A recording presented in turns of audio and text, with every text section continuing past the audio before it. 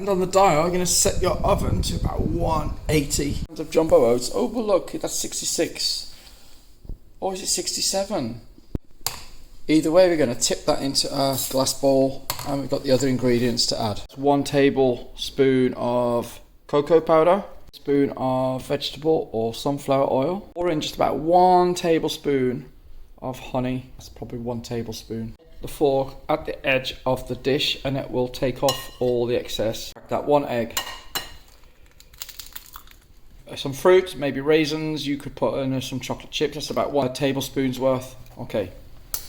Then we're going to mix it together and then put it into the perimeter and the tin that we've made. So I said bring a length of foil, and it's about 54 centimeters. So we've got 30, that's the whole length of a ruler. Put the finger there. So that's 40, 50, 54. So that's nearly the other length of the ruler. So we've got 54 centimeters. We're going to fold it in half, lengthways. Fold it again, aiming for 2.5 centimeters, so that's 8. Fold it a little bit more. We've got this strip. We're going to turn it into a square perimeter. My tray, we're just going to connect the 2 ends into the other.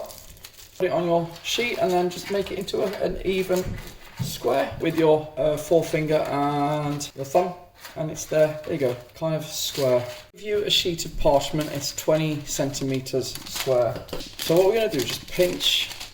Fold it into a triangle and pinch the corners, open it out, and then pinch the other corners.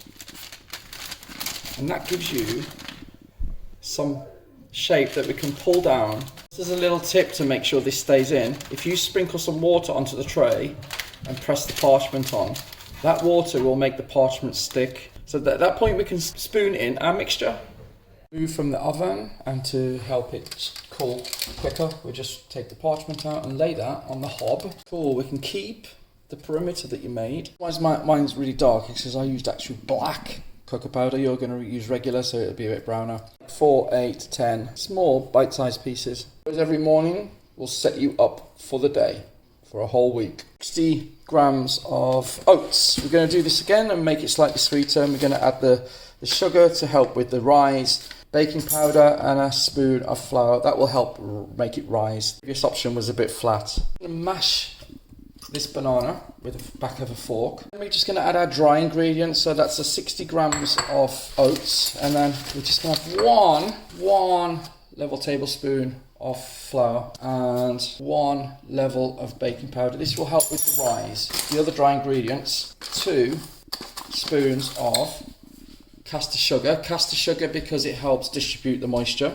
And do that tablespoon of honey. It's one of these, but I'm just going to imagine what that looks like. You're probably going to squeeze it. Okay, I'll stop there. Heaped tablespoon of cocoa powder. Even more rise, instead of putting the egg directly in there, we're going to put the wet mixture, actually egg. We're going to get the fork and just whisk that. A spoon of sunflower oil or vegetable oil with the egg, and I'll just put it over the dry mixture, and then taking a spoon, just get all that mixed together. Just make sure no oats are dry. It's working out okay. Finally, give it that extra chocolatey taste. This is 100 grams, but we need about 60, so I'm just going to mix those. Mix it as little as possible, because otherwise you'll remove the air. Distribute that. Shake the spoon a bit so it comes off. Smooth it to the same height.